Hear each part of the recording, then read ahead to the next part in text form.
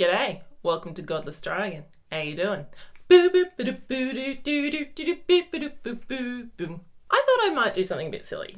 So this is just a bit of fun. I don't think this is really anything you should take too seriously, but I've had this philosophy for quite a few years and it has as many holes in it as a sieve.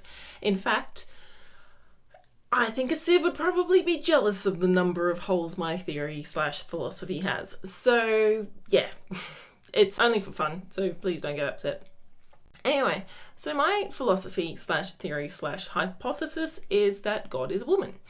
And I know a lot of people are going to be like, oh, what? Oh my God, how blasphemous. You're watching a channel called Godless Dragon. Anyway, so for those of you who aren't going, oh my God, this is blasphemous, please sit and enjoy. The reason why I think God is a woman actually has something strongly to do with nature and animals and women. So I'll see if you guys can make a connection. I'm going to start a random arbitrary number, which actually isn't all that arbitrary, and I'm going to start at it at 5 till 12. So God is horny at this time. So she produces incredibly interesting beasts such as the antechinus. The antechinus is a marsupial in Australia because why not? It's Australia. And it is a little marsupial that has one breeding season for the males and usually one for the females, but sometimes 2 or 3. And what happens is the males become so horny that they have so much sex, they go for so long, they don't eat, they don't sleep, they don't do anything, they just have so much sex, they literally fall apart. They denature the proteins in their bodies, their hair falls out, they become gangrenous, they lose their eyesight, and then after a while they die because that's what you do when that happens. Usually by the gangrenous stage, the females try to avoid the males for some reason. Yeah.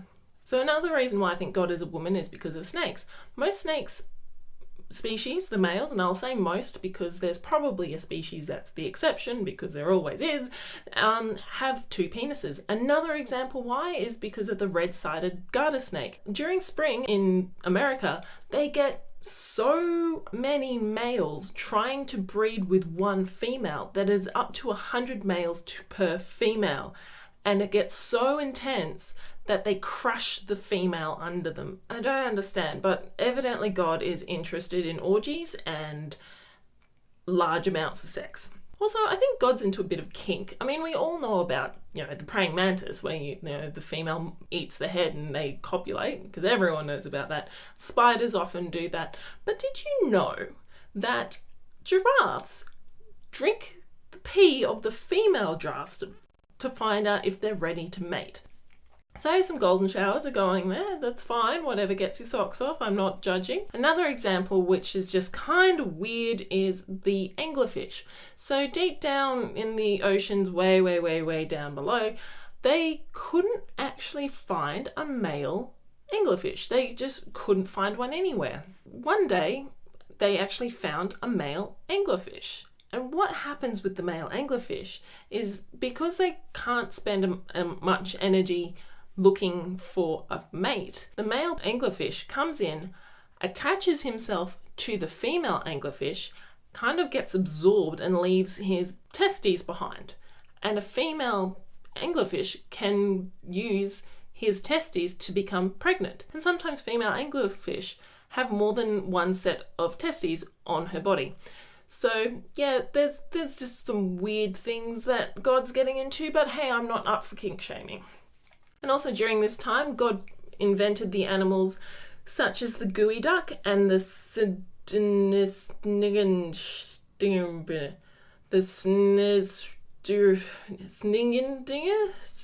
this word. And it looks like this. As you can see, I'm putting a fairly unconvincing argument towards you as to why I think God is a woman. All right, so let's continue on. Let's go like 13 to 20-ish. That's when God is happy. She's pretty happy. She's chilled out. She's no longer horny. So, but, nothing bad's happening. So she's, makes the little bunny rabbits because they're cute, even though they're terrible here in Australia. So the bilbies. Then you've got, the puppy dogs and the kitty cats and this cat that lives in the desert that eats venomous snakes because that's weird. And, just those little fun kind of things. And then you've got the bird that eats baby alligators. Anyway, so there's those things. And then obviously after a while, she ends up going to a party, taking some acid, and then you've got animals that have come out like the mirror spider or the peacock spider, because the peacock spider that's kind of cute and kind of tripped out as well. So I like the peacock spiders. And then you've got the sea dragons. They're pretty impressive.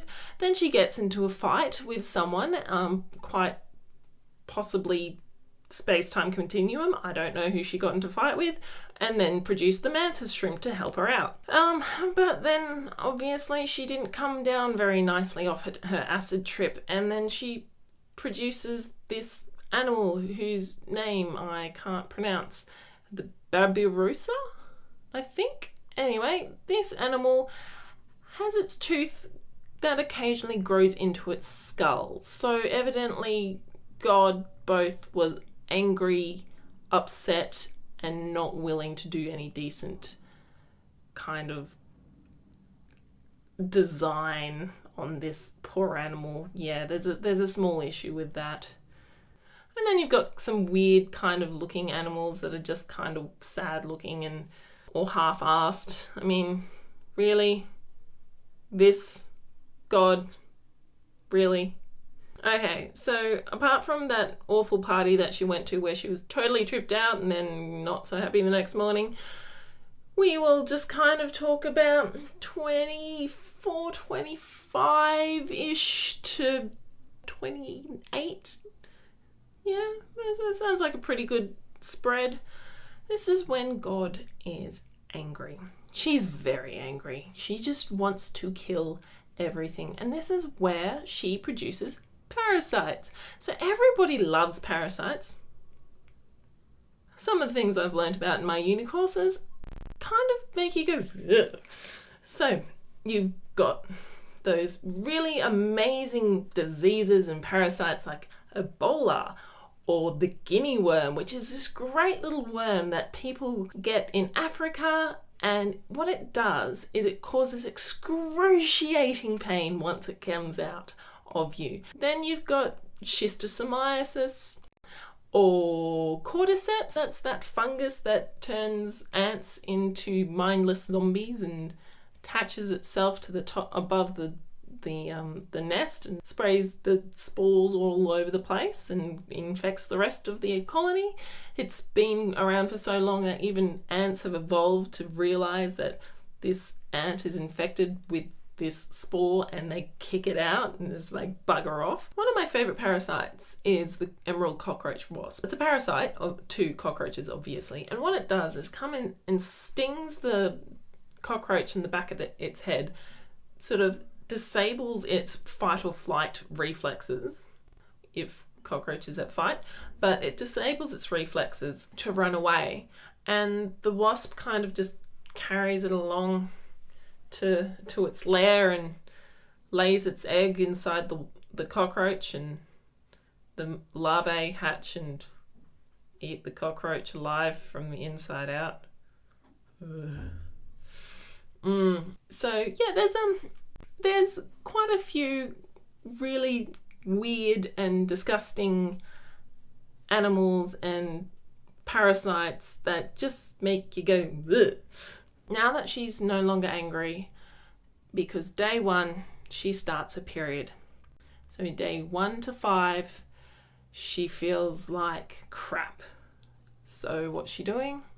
She's inventing the blobfish, slugs, snails, slime, all that kind of thing. Because that's how you feel when you are in pain with your period.